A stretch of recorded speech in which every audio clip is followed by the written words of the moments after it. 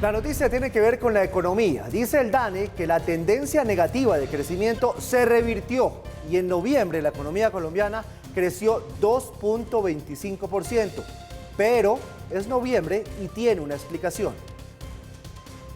El DANE presentó el indicador de seguimiento a la economía ICE para el mes de noviembre y encontró que se revirtió la tendencia negativa que traía durante 3 meses. En noviembre creció 2,25% frente al mismo mes de 2022. En lo corrido del año es de 1,01%. Este indicador, que mide la actividad general del país, registró 125,9 puntos en noviembre, nivel que representa un comportamiento positivo que sorprende para bien. El presidente Gustavo Petro destacó el desempeño de la economía. De verificarse las cifras del PIB, estas cifras tendríamos un éxito excepcional en estas épocas de estancamiento económico mundial. Las cifras del DANE indican que por fin, desde el COVID, el país encontró una senda de crecimiento económico sostenido. El reporte del DANE frena la tendencia hacia una recesión que habían advertido los analistas y que justo este miércoles, cuando se conocieron los datos del sector manufacturero y las ventas, hicieron crecer la incertidumbre cuando reportaron caídas de 6,4 y 3,4% respectivamente. El Centro de Estudio Fedesarrollo señaló que aunque este dato aleja el fantasma de la recesión, el crecimiento continúa siendo muy bajo. Esto aleja el fantasma de una recesión en Colombia, definida como 2 trimestres de crecimiento económico negativo. Es muy probable que en el mes de diciembre tengamos crecimiento positivo y que el cuarto trimestre cierre con un crecimiento cercano al 1%. El crecimiento en lo corrido del año, que apenas supera el 1%, es muy modesto según AmCham, razón por la cual insistió en que es urgente aumentar el consumo y generar más y mejor empleo. Consideramos que es urgente impulsar la generación de empleo formal y de calidad, aumentar el consumo de los hogares, responsable del 80% del crecimiento económico, y generar y atraer mayor inversión para consolidar la recuperación.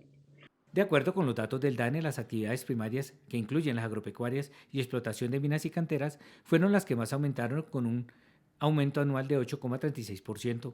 Las actividades secundarias, que incluyen la construcción e industria manufactureras, cayeron 3,85%, lo que va en consonancia con el dato de producción y ventas manufactureras que se conoció el miércoles. Ese será el principal reto en materia económica para este 2024. ¿Cómo retornar a las tasas de crecimiento de largo plazo más cercanas al 3%, reactivando sectores tan importantes como el comercio, la industria y la construcción, que infortunadamente no tuvieron un buen año en el 2023? Las actividades terciarias crecieron 2,56% en noviembre y dentro de este renglón las más dinámicas fueron administración pública y defensa de 6,9%, las actividades financieras 4,2% y el suministro de electricidad, gas y aire de 3,5%. Algunos analistas también sostienen que este comportamiento es el reflejo de señales de mejora que ha mostrado la economía no solo a nivel local, sino global. Para alejar definitivamente el fantasma de la recesión, es necesario reactivar el sector productivo y facilitar el trabajo del sector privado. Yo no sé, Mauricio, Paula, si esto rompa como tal el fantasma de la recesión. Dice Fedesarrollo, donde usted por la mañana trabaja, que sí, pero por una norma general. Pero de ahí a que sea un crecimiento sostenido, yo le pregunto, por ejemplo, ¿qué tanto tuvo que ver el pago de la prima en esta recuperación? ¿Qué tanto tuvo que ver la compra de diciembre y demás? ¿Qué tanto podemos sacar la bandera de que al fin se rompió desde el COVID? Creo que se había roto antes, y qué tanto podemos decir que es sostenido. Pero es que ahí es donde está realmente la pregunta, porque es una muy buena noticia que nos empiecen a decir los que saben que esto se aleja el fantasma de la recesión. Todos estábamos esperando que llegara ese anuncio, pero esto es sostenible en el tiempo. ¿Cómo le damos un empujoncito a la industria manufacturera a la que no le ha ido bien? Y también cómo logramos pues esas proyecciones de crecimiento económico para este año que sean mejores de las que hay, que están muy bajitas. Mucho. ¿Podemos ser tan optimistas como lo es el presidente en el Twitter? No. Esa era la pregunta. Todo lo que ustedes habían dicho previamente, yo iba a decir sí, pero quién sabe, pero no, es que decir que este crecimiento es excepcional en medio, si se confirma, excepcional en medio de las tendencias recesivas globales, pues francamente no. La economía de Estados Unidos, para no ir más lejos, en el tercer trimestre creció por encima del 4%, hay muchas economías que están creciendo más de lo esperado y eso de hecho ha puesto a los analistas a temer que las presiones inflacionarias globales no han cedido al ritmo que deberían haber cedido y que las tasas de interés globales en distintos mercados no van a bajar al ritmo. Entonces, pues primera pregunta, definitivamente esto no es excepcional en el contexto internacional. Segundo punto, sí es una buena noticia definitivamente, porque se aleja el fantasma de la recesión y se aleja por una sencilla razón. Recesión, la definición técnica, son 2 trimestres consecutivos de crecimiento negativo. El tercer trimestre tuvimos crecimiento negativo y el cuarto, que es octubre, noviembre y diciembre, ya noviembre da un dato, que es el que estamos registrando hoy, 2,3%, da un dato suficientemente bueno como para que todo el trimestre termine siendo positivo. Ese fantasma se aleja, buena noticia para el país. Buena noticia además porque es sobre todo el mes de noviembre el que estamos registrando. Faltan los datos de diciembre donde, como lo dice Giovanni, habrá unos factores que quizás impulsarán la economía más, pero esto es noviembre y es buena noticia. Y buena noticia además que se está generando, en medio de la caída del empleo, se está generando empleo en sectores que antes no lo estaban haciendo. Pero ojo, comercio e industria tienen un mal desempeño. Así como la economía viene creciendo 2,2% en el mes de noviembre, ojo a los datos de industria y comercio. Industria, menos 6,4%, completando 9 meses continuos de contracción. Gravísima la situación de la industria. Y en comercio, una caída del 3,4%. Como verán ustedes, buena noticia, digna de haber iniciado este informativo resaltándola y destacándola, pero no la exageremos. Además, porque un crecimiento del 1%, que es más o menos en lo que va a cerrar este año, o de del año pasado, perdón, o 2%, que es en lo que va a cerrar el año 2024, no permite ni siquiera mantener el ingreso per cápita, no permite mantener el nivel de empleo. O sea que a ver cómo dinamizamos de otra manera la productividad y el crecimiento. O sea, guardamos el carro de bomberos. Sí, no es tampoco, guardemos el funerario y el de bomberos y vámonos tranquilitos a dormir con que las cosas van un poco mejor de lo que esperábamos, pero sin mucha celebración. Pero tampoco tan relajado. Excepcional no es. Excepcional no es. No es. La otra noticia tiene que ver con Laura Sarabia. Laura Sarabia pidió ella misma que le hicieran un interrogatorio en la Fiscalía para hablar de uno de los escándalos más delicados de la administración del presidente Petro. Tiene que ver con ese polígrafo, para muchos, ilegal que le hicieron a la señora Marelvis Mesa, que le prestaba sus servicios a Laura Sarabia como niñera. Todo por cuenta de las maletas con dinero, el dinero que se perdió de la casa, del apartamento de Laura Sarabia. Hoy ella llegó a la Fiscalía y ella insiste en que no dio la orden de hacer ese polémico y para muchos ilegal polígrafo. Ángela Serrano ha estado cubriendo la información y estuvo con Laura Sarabia en la Fiscalía. Bueno, ¿qué dijo Laura, Ángela, y qué viene en el caso? Hola Giovanni, televidentes, buenas noches. Pues ella insiste en que ella es respetuosa de la justicia y en que ella no ordenó, ni podía hacerlo, ni fue iniciativa suya hacer ningún polígrafo a su exniñera Marelvis Mesa. Al término del interrogatorio que pidió su abogado el pasado 22 de noviembre y se llevó a cabo hoy, pues el abogado dijo que quedó completamente claro que ella no tuvo nada que ver con el polígrafo. Lo que viene ahora es el juicio a los 4 policías que están presuntamente implicados en esas prácticas irregulares de polígrafo. Otro que se pronunció al término de la diligencia fue el abogado Iván Cancino. Iván Cancino defiende a Marelvis Mesa y dice que le cree a Laura Sarabia cuando dice que no fue ella la que ordenó el polígrafo, que así las cosas, pues queda en evidencia que la policía hizo abuso de su poder. Les contamos más en el siguiente informe sobre todo este escándalo. Este 18 de enero, Laura Sarabia llegó a la Fiscalía sobre las 8:30 de la mañana para rendir interrogatorio sobre el caso, interrogatorio que su misma defensa había solicitado el pasado 22 de noviembre. Esto dijo antes de su ingreso al búnker. Como ciudadana y funcionaria pública, soy respetuosa de la ley, de la administración de justicia y de la institucionalidad. Desde el primer día he estado en total disposición de atender los requerimientos de cada una de las autoridades competentes. Hoy vengo a responder todas y cada una de las preguntas de la Fiscalía, renunciando a mi derecho a guardar silencio y así poder despejar cualquier duda que tengan los investigadores. Reitero, no ordené, no podía hacerlo y no fue iniciativa mía ningún polígrafo. Sarabia también aseguró que ya emprendió acciones legales contra los que la han difamado y que ya hay unas primeras citaciones ante la Fiscalía el próximo 24 de enero para esas personas. De otra parte, el juicio a los 4 policías presuntamente implicados en ese polígrafo a Marelvis Mesa, que son Dana Alejandra Canizales, Carlos Andrés Correa, Alfonso Quinchanegua y John Freddy Morales, Será el próximo 2 de febrero a las 11 de la mañana en un juzgado de Bogotá. Una maleta con cerca de $7.000 en efectivo que desapareció de la casa de Laura Sarabia le ha valido al presidente Gustavo Petro uno de los escándalos más sonados y espinosos de su gobierno. El 30 de enero del 2023, Laura Sarabia y su esposo, Andrés Parra, se percataron de que les faltaba la maleta con la millonaria suma de dinero. El mismo día se asignó una noticia criminal de los hechos y un fiscal para el caso. Casi 4 meses después, el 27 de mayo, la señora Marelvis Mesa, quien para entonces trabajaba como niñera del hijo de Laura Sarabia, denunció que fue víctima de abuso de poder luego de que, al parecer, fuera llevada hasta un sótano de la casa de Nariño y sometida a una prueba con polígrafo para determinar su presunta culpabilidad en el robo del dinero. Tras la denuncia de Mesa, empieza el verdadero escándalo de las chuzadas.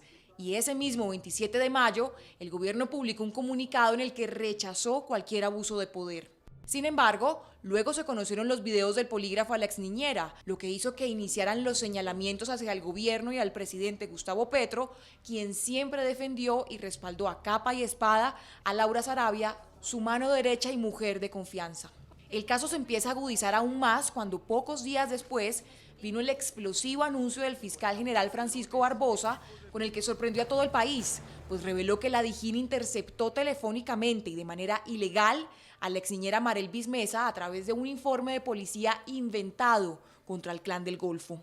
Se asigna un fiscal, una fiscal, y de forma inmediata se presenta falseando un informe de policía judicial, poniendo 2 números y atribuyéndoles una vinculación al Clan del Golfo a la niñera y a la persona que se encargaba de ir por días a ayudarle en la casa a Laura Sarabia para ponerlas o meterlas o poner los teléfonos en otra investigación que no tenía nada que ver con la investigación del hurto. Otra de las aristas más graves del escándalo fue la muerte del coronel Óscar Dávila, quien, según Medicina Legal y la Fiscalía, decidió quitarse la vida. El coronel pagó horas antes de morir 50 millones de pesos al abogado Miguel Ángel del Río. Dávila estaba adscrito a la seguridad presidencial y era parte de la investigación por las chuzadas ilegales a Marelvis Mesa y Fabiola Perea, 2 de las exempleadas de Laura Sarabia,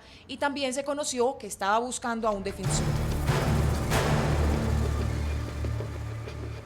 Durante el interrogatorio a Marelvis, que fue hecho por el intendente John Alexander Sacristán, confesó que el día domingo 29 de enero, día en que descansaba, Laura Sarabia la llamó para que fuera a su casa porque ya se habían percatado de la pérdida del dinero. Marelvis llega a casa de sus jefes y había policías que estaban allí para recopilar su relato respecto a la pérdida. ¿Dónde está la maleta que Laura trajo, que la teniente trajo? Yo le dije, está ahí en la sala, a la chimenea. Entonces, bueno, listo, gracias, Mari. Después me volvió a llamar. Mari, dentro de la maleta había una bolsa negra. ¿Tú la viste? Le dije, no, señor, no he visto nada. Entonces me escribió, necesito que te vengas urgente para acá, para la casa. Al decirle a uno así, pues algo pasó, se me vino la sangre por la nariz. El lunes 30 de enero, el conductor de Sarabia trasladó a Marelvis Mesa a la casa de Nariño. El intendente Sacristán también le preguntó en repetidas ocasiones si robó dinero de la casa de Laura Sarabia. ¿Usted robó dinero de la maleta de la doctora Laura? No, señor. ¿Robó usted dinero del maletín de la doctora? No. Yo le dije, mi niña, yo no he cogido nada, yo no tengo por qué coger nada, yo necesito mi trabajo, o sea, yo estoy muy contenta aquí cuidándole a su niño. La prueba de polígrafo a Marelvis Mesa duró 3 horas y 15 minutos. Allí se le ve prácticamente inmóvil, cableada, visiblemente incómoda y tomando respiración profunda varias veces. Los abusos contra Marelvis fueron muchos, si se tiene en cuenta que fue sometida a esta prueba sola, sin la orden de un juez, sin su abogado y despojada arbitrariamente de sus pertenencias. Viola su derecho de defensa, su presunción de inocencia, le hace reiteradas preguntas sobre un hecho concreto que la involucraría y que podría perjudicarla a futuro sin informarla debidamente de los problemas jurídicos y de permitirle consultar con un abogado. Así que por supuesto que tiene repercusiones disciplinarias, por supuesto que tiene repercusiones penales. Después vinieron varias capturas por el caso. El 31 de agosto del 2023 se efectuó la captura de 5 miembros de la Policía Nacional y la DIJÍN en el marco de la investigación por las presuntas interceptaciones ilegales. Después, durante una audiencia realizada el 28 de noviembre del 2023, la Fiscalía imputó los delitos por presunto peculado por uso, abuso de función pública y constreñimiento ilegal al coronel de la policía Carlos Alberto Feria, también al capitán Elkin Augusto Gómez y al intendente John Alexander Sacristán. Ninguno de los tres aceptó los cargos. Bueno, en este caso, que es el escándalo más grande que tiene, pues uno de los escándalos más grandes que tiene el presidente de la República, hay varios interrogantes. ¿Por qué se le hace un interrogatorio por razones de seguridad y de Estado a la empleada Laura Sarabia? ¿Eso quiere decir que entonces el dinero que estaba ahí era público? Esa sería la única opción para poderle hacer un interrogatorio.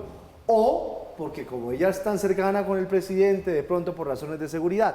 Tiene muchas aristas que no son claras. Ya la Fiscalía dijo que el oficial que perdió la vida fue porque se suicidó. Sí, la cosa más rara de todas, ¿no? Que es lo más extraño, pero es un caso que tiene una persona que muere, que tiene dinero perdido y el interrogante, más allá de quién dio la orden del polígrafo, ¿en dónde está la plata? Sí. ¿Cuánta plata era? ¿Esa plata de dónde viene y a dónde la pretendían sacar? ¿Por qué tanta plata? ¿Por qué en bolsas? ¿Y por qué la tenía la jefe de gabinete del presidente? Es verdad, esa maleta con el dinero no se volvió a hablar, todo se concentró en el caso del polígrafo, de quién ordenó o no el polígrafo, las chuzadas y demás, pero se ve Laura Sarabia, la doctora Sarabia, la verdad, bastante segura en sus argumentos, ahora que además, pues resulta por lo menos curioso que decide renunciar a su derecho a guardar silencio cuando le quedan muy poquitos días a la actual fiscalía. Pues es que es muy difícil que la acusen por ordenar el polígrafo porque ella no lo ordena. Ella no pues tiene eso es lo que se está investigando. No tiene el fuero de Eso es lo ordenarlo. que se Entonces está es muy investigando. difícil comprobar eso. Por ese lado ella va a salir sin ningún inconveniente. Vuelvo, insisto, aquí la pregunta es ¿y la plata? Sí, y no solamente ella se exime de culpa, sino que en su declaración dice que la jefatura de protección de la presidencia, es decir, los altos funcionarios de seguridad a cargo de su seguridad, también, según ella, obraron bien. Aquí hay que tener en cuenta dos elementos de contexto. El primero de ellos, pasan tantas cosas todos los días y registramos tantas cosas de tan diversa índole que uno como que a veces le pierde la pista a este tema de los líos judiciales del gobierno, que son claves no porque si el gobierno actúa bien o mal, por supuesto que sí, pero sobre todo porque aquí está de por medio el juego de pesos y contrapesos de los poderes públicos, el legislativo por una parte, el ejecutivo por otra parte y el judicial por otra parte. En este caso estamos hablando del judicial, poniéndole límites o evaluando las acciones del gobierno. Hay tres casos, los hemos ido evaluando, uno de ellos, el hijo del presidente Petro, Nicolás Petro, va a juicio desde el mes de abril, lo registramos apenas hace unos 10 días acá. El segundo de ellos, Armando Benedetti, ex embajador en Venezuela, tiene su caso en la Corte Suprema de Justicia. Y el tercero, muy importante, el que estamos viendo, el de Laura Sarabia, por las chuzadas por una parte a su niñera y a otra de sus empleadas, y por otra parte el tema del polígrafo, que son dos casos relacionados pero distintos. Es por eso muy importante saber en qué se van moviendo estos tres casos y mucho más porque Laura Sarabia es funcionaria estrella del gobierno de Gustavo Petro, casi que la única persona en que confía para hacer sus cosas más importantes, incluida su agenda cuando tiene agenda privada. Pero es clave lo siguiente. ¿Cómo será importante Laura Sarabia que cuando salió después de las grabaciones con Armando Benedetti, salió del gabinete, jefa de gabinete de la presidencia, entró a los pocos meses nuevamente al gobierno, al Departamento de la Prosperidad Social, incluso teniendo este caso andando? Así de importante es esta figura para el presidente Petro. Y vuelvo al punto de lo que dijo el día de hoy. Ella renuncia a su derecho al silencio. Eso me parece bien en el fondo, porque es que esos funcionarios que van y no dicen nada, y vuelven y no dicen nada, y vuelven, por lo menos que fijen una posición. En esa posición dice que ella no habría podido ordenar, porque no era su fuero, no era su deber ordenar este uso del polígrafo, que su jefatura de protección de la presidencia actuó bien, de acuerdo con lo que ella sabe, con lo cual entonces ¿a dónde va a dar la pelota? Va cayendo, va cayendo, va cayendo hasta los niveles inferiores, digamos, de la cadena de mando, es decir, hacia aquellos que aplicaron el polígrafo, porque en algún momento se dijo que lo del polígrafo era presunto y qué sé yo, pues vean el video que ahí salió, pues ¿quién va a negar eso? Entonces, las culpas van cayendo, de acuerdo con este testimonio, a los niveles más bajos de esa cadena de mando. Y mientras tanto, en el caso de las chuzadas, acuérdense, esto es polígrafo, lo otro son chuzadas que, como decía Ángela en la nota, fueron unas chuzadas que se hicieron ilegalmente, entre otras cosas, aduciendo que la niñera y la otra empleada, Laura Sarabia, eran miembros del Clan del Golfo. Háganme ustedes el favor, ese fue el argumento para justificar las chuzadas. En ese caso, hay 4 policías que van a juicio en este año. Es decir, esto va cayendo de los altos niveles de poder a los más bajos. Unos ya van a juicio y otros, en este caso, están siendo aparentemente los responsables de haber actuado autónomamente. Yo, en todo caso, en medio de mi profunda ignorancia, me pregunto qué interés tienen unos policías por sacar adelante un caso de chuzadas en el robo de una plata de la figura más importante para el presidente Petro, o de polígrafo ilegal en el caso de otras, la misma empleada en el caso de la figura más importante para el presidente Petro. Esto puede ser que jurídicamente vaya conduciendo hacia esos policías, pero desde el punto de vista del sentido común, ¿ustedes creen que actúan autónomamente o qué? ¿O se rifan a ver qué es lo que va a hacer cada uno? Creo yo que a esto le faltan piezas todavía, pero el rompecabezas ahí se va armando sobre la mesa. Pero sabe una cosa, Mauricio, ese rompecabezas ya se armó. Difícilmente Laura Sarabia va a salir afectada en este caso. Pero no me echen en saco roto que lo que yo les digo, también le quedan muy pocos días a esta fiscalía. Eso no es un dato menor. No, y quizás no por eso es que vaya a salir. No necesariamente, porque no sabemos si ya tienen las candidatas los votos. Y la fiscal que propone el presidente de la República, acuérdese quién queda. El fiscal se va en febrero, nombran nuevo fiscal, ahí es donde está el punto de Giovanni. Eso se puede demorar mucho tiempo. Bueno, hablemos de narconovelas, eso que le ha hecho tanto daño a la imagen nacional. A ver, una narconovela, sin tetas no hay paraíso, por ejemplo. ¿Qué otra? Escobar, el patrón del mal, sí. Todo el tema de la narconovela. ¿Usted ha visto alguna narconovela? No. ¿Usted ha visto narconovelas? Sí, claro, el Señor de los Cielos me la vi toda. He visto episodios, sobre todo El Patrón del Mal, me interesó. Bueno, esa estuvo... Sí, pero no más. Bueno, pues ese es el florero de Llorente, de un nuevo agarrón que hay entre Roy Barreras y Gustavo Bolívar, que no se quieren ni poquito. Y se agarraron, porque Roy Barreras dice, esas narconovelas sí que le han hecho daño a la imagen del país. Está la historia. En la política hay peleas que no se quedan en un solo episodio, sino tienen varios capítulos. Una de esas historias es la que protagonizan Roy Barreras y Gustavo Bolívar, 2 políticos a los que al parecer solo los une su militancia en el petrismo. En las últimas horas volvió a agitarse esta rencilla cuando el embajador de Colombia en Reino Unido escribió esto en X. Hacen narconovelas, hacen narcocine, viven de la cultura traqueta y hacen gran daño a la imagen de Colombia en el exterior. Nuestra patria tiene tantas historias de resiliencia, de superación. Hay tantos colombianos exitosos e historias de vida para contar. Y pese a que no menciona a Bolívar, el escritor se sintió aludido y le contestó por la misma red social. Embajador, narcos, abusadores y corruptos son quienes hacen daño a la imagen del país. Escritores y cineastas solo contamos sus historias. Cuando publique Nido de Ratas, ¿seré culpable de la corrupción y la mala imagen? ¿O la culpa es de narcos corruptos y violentos que han envilecido a Colombia? Son de vieja data estas diferencias entre Barreras y Bolívar. Uno de los episodios fue por la elección de la presidencia del Senado. No vine a luchar a este país por un cambio para terminar votando en la presidencia por Roy Barreras. También hubo roces por la elección del Contralor, por la denuncia de supuestos acosos en el Congreso y hasta por el nacimiento de Fuerza de la Paz. Hay sectores del pacto histórico que se quieren robar esto, que quieren aprovecharse del caudal de Colombia Humana y de Gustavo Petro para seguir creciendo, personas que ya eran cadáveres políticos y que han resucitado gracias al pacto histórico. Bolívar también ha tenido diferencias con otros de sus compañeros del pacto histórico, la más reciente con Ahmed Escaf por la pérdida de la sede de los Juegos Panamericanos. Cría cuervos y te sacarán los ojos. También con Daniel Quintero, a quien llamó oportunista, luego de que el exalcalde lo señalara de aplicar un liderazgo tóxico. Estos roces dentro del petrismo ponen sobre la mesa la pregunta de que si este es un abrebocas de lo disputado que será el aval a la presidencia de 2026. O es un abrebocas, siguiendo con las palabras de Cintia Pineda, la periodista que hizo nuestra nota, si es un abrebocas del cambio ministerial que viene. Porque acuérdense que se estaba hablando de Roy Barreras, que entre otras cosas sí lo necesita el presidente de la República, porque necesita ese tipo de político que tiene ese manejo del Congreso como lo tiene Roy. Sí, Paula, pero Sigue es que, diciendo que no. si no fuera por Roy, si no fuera por Benedetti, Petro no es presidente. No, pero además usted O sabe sea, que siempre así que de arranca este sencillo se lo sonajero, dejo. uno les pregunta y todos dicen, no, a mí no Ahora, me han dicho nada y terminan nombrados, pero él sigue Del diciendo que otro no. lado, el fiel escudero de la causa realmente petrista, de la causa del presidente, es Bolívar, que ha tratado de evitar que le lleguen esos políticos tradicionales al presidente Petro.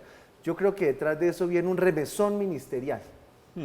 Bueno, aquí yo creo que hay dos niveles distintos del análisis. Uno es el político, pero empecemos por el tema central del comentario de Roy Barreras, y es si al país le viene bien o no le viene bien que haya novelas, seriados, ficciones alrededor de los problemas del país, no solo el narcotráfico, sino también la guerrilla, la violencia, etcétera, etcétera.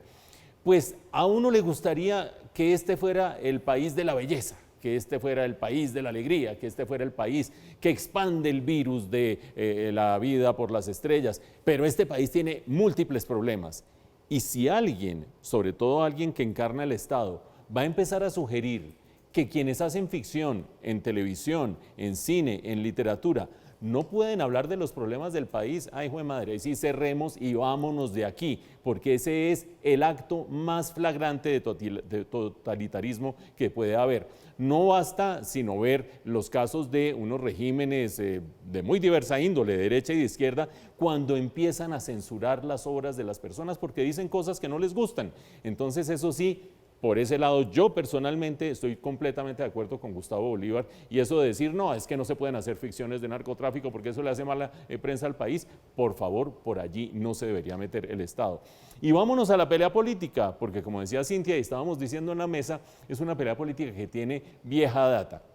Y en esos dos pesos pesados entre Gustavo Bolívar por una parte y Roy Barreras por otra parte, yo sí creo que cuando uno revisa la trayectoria de cada uno, sí es cierto que Gustavo Bolívar ha sido mucho más fiel a los postulados que ha planteado. Desde que se acercaron Armando Benedetti, Roy Barreras, Luis Fernando Velasco incluso, a Gustavo Petro mucho antes de que tuviera un verdadero chance, según las encuestas, de ganar la presidencia, Gustavo Bolívar empezó a decir, no se debería acercar el candidato Petro a esos candidatos, a esos políticos tradicionales, no lo deberían llevar a donde el clan de no sé quién, no lo deberían, ha sido totalmente consistente en sus críticas al acercamiento de Gustavo Petro a los políticos tradicionales, y hasta allí también estoy con Gustavo Bolívar.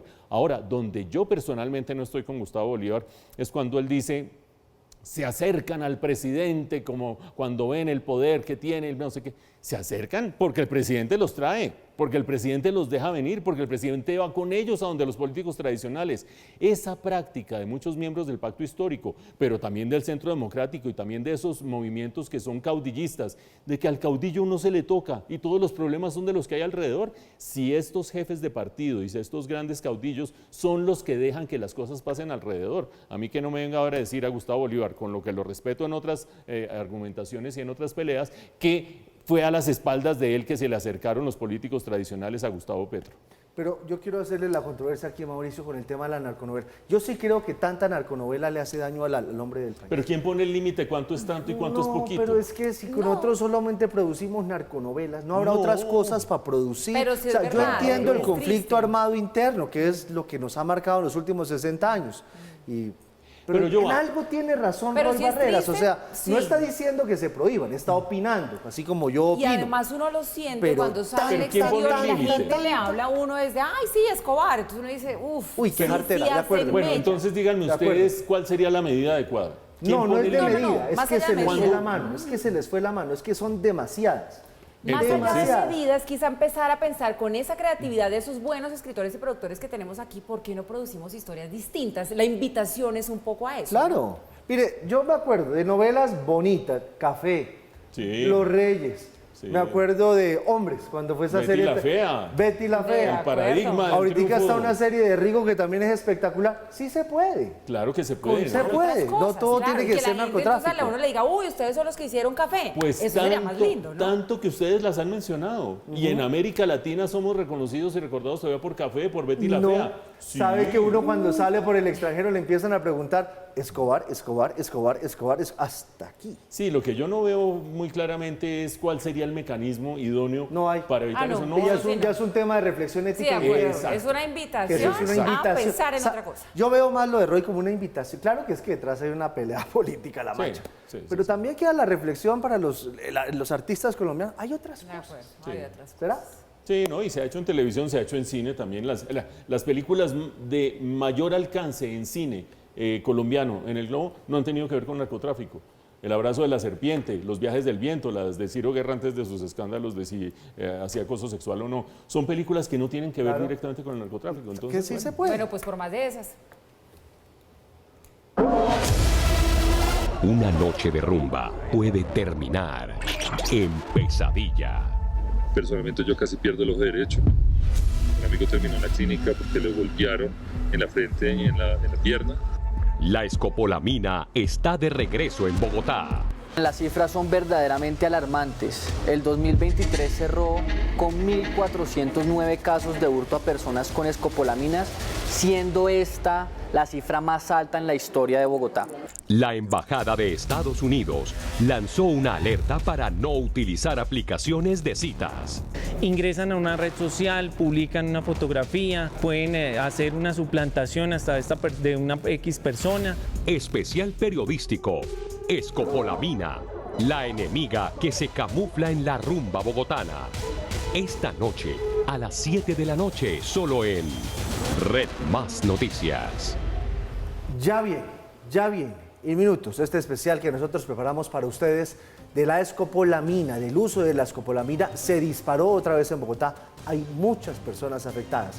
Pero antes vamos a hablar de la casa en Davos, que todavía está abierta, ¿cierto, Paula? Porque eran 4 días. Claro que sí. Vale, todavía milloncito de dólares diario es la cosa, ¿no? ¿O 1.000 millones diarios? 4.500 millones de pesos, esto es 1 millón de francos suizos, pero realmente no es solamente el alquiler de la casa, ¿no? Eso hay que aclararlo porque nos hemos ido dando cuenta poco a poco de qué es lo que incluye toda la cifra. Exacto, no solamente el alquiler de la casa, sino también toda la estrategia de vender marca país. Bueno, pues hay que esperar, a ver, de pronto funciona, de pronto trae turistas. ¿Qué dijo la Procuraduría? Bueno, pues abrió la Procuraduría una indagación previa justamente para ver si hay posibles irregularidades allí en estos gastos que se incurrió en la Casa Colombia. Esto es lo que se sabe hasta el momento porque además ProColombia ha empezado ya a contestar, a dar detalles acerca de cómo se dio ese contrato. Ellos dicen que todo está bajo lo que tiene que ver con las normas jurídicas y que es un contrato transparente. ProColombia emitió un comunicado de 3 páginas en el que se refiere a la multinacional contratada para la vitrina comercial, asegurando que es la única agencia de publicidad, comunicación y operación logística autorizada por el Foro Económico Mundial. Publicis Group es la única multinacional francesa que presta servicios de comunicación y marketing. Así las cosas, y para el caso de ProColombia, el contrato fue suscrito con el único operador autorizado, resaltando que este contrato surtió las instancias jurídicas y administrativas que garantizan la transparencia del proceso contractual. También mencionan que la presidenta de ProColombia, Carmen Caballero, no asistió a este evento por quebrantos de salud. Teniendo en cuenta lo anterior, se envió desde ProColombia una delegación competente y profesional en representación de los intereses de la entidad para atraer inversión e impulsar la economía del país. Y en el quinto punto de este comunicado aseguran que dentro de los requerimientos para el óptimo desarrollo de las actividades de la Casa Colombia en Davos, fue necesario adquirir los servicios de un traductor certificado que acompañara a la delegación colombiana. Y hoy se conoció que la Procuraduría ordenó la apertura de indagación previa por presuntas irregularidades en el contrato que se suscribió para el alquiler y otros servicios en la Casa Colombia en Davos, Suiza. La Sala de Instrucción Disciplinaria dio a conocer que se revisara el contrato que se hizo por un valor superior a los 4.000 millones de pesos. Y es que esos 4.000 millones de pesos, además, también tenían otros servicios incluidos. Contratación de catering y alimentación en la casa. 390.063.395 pesos. Valor destinado para el staff, 209.513.012 pesos. Alquiler y decoración del JIT utilizadas en las muestras de la casa, 144.414.585 pesos. Contratación de un barista, 10.086.098 pesos. Contratación de 2 bailarines, 12.149.163 pesos. Contratación de un traductor de inglés-español, 50.430.490 pesos. Pero además la Procuraduría señaló que se evaluará la eventual responsabilidad del director del Departamento Administrativo de la Presidencia, Carlos Ramón González, así como de la entidad que se precise haya sido la responsable de la firma del contrato.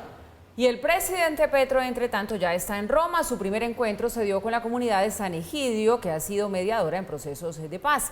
La reunión trató de ver la manera en que pueden ellos apoyar el proceso de paz y también que se pueda transformar los territorios que tienen economías ilícitas a lícitas. Este viernes el presidente se va a reunir con el Papa Francisco, eso va a ser a las 10 de la mañana, y la paz va a ser el tema central.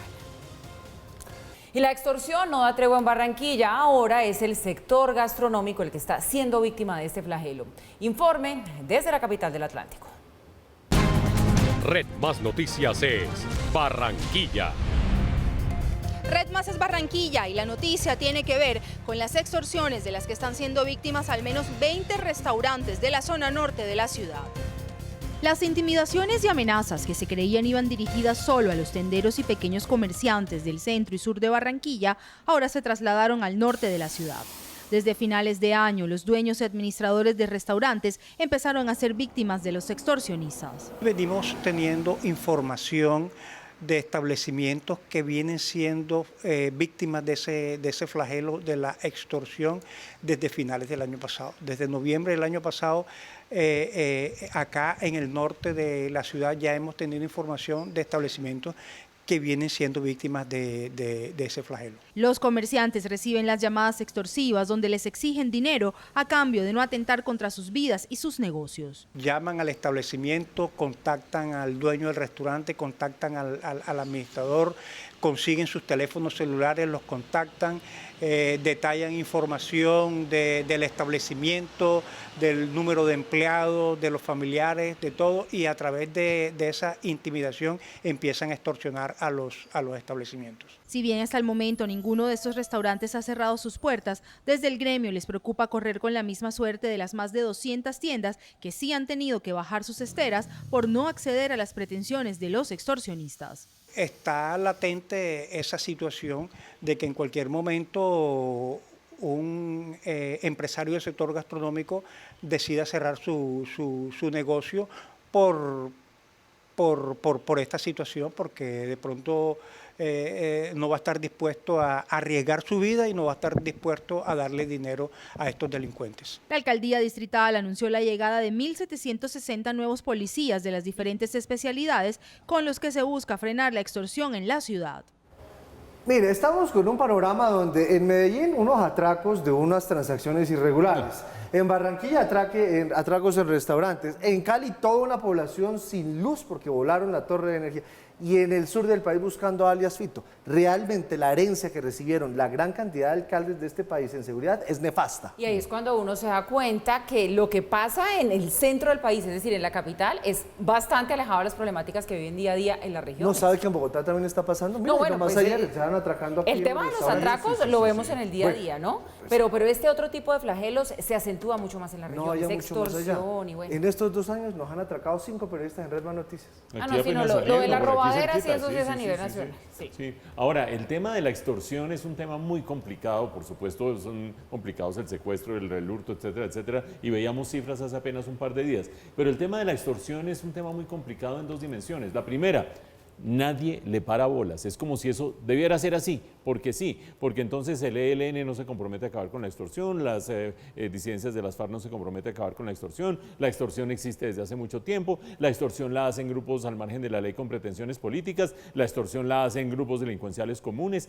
En Medellín hay 400 y pico de combos, los estudiosos de la violencia en Medellín, desde hace rato, que tienen control absoluto de barrios completos y viven a punta de la extorsión. Y los agentes económicos tienen que acostumbrarse a pagar impuestos al Estado y a pagar extorsión al paraestado y a ver cuál de los dos es el que me va a brindar seguridad, me va a garantizar que puedo operar, etcétera, etcétera.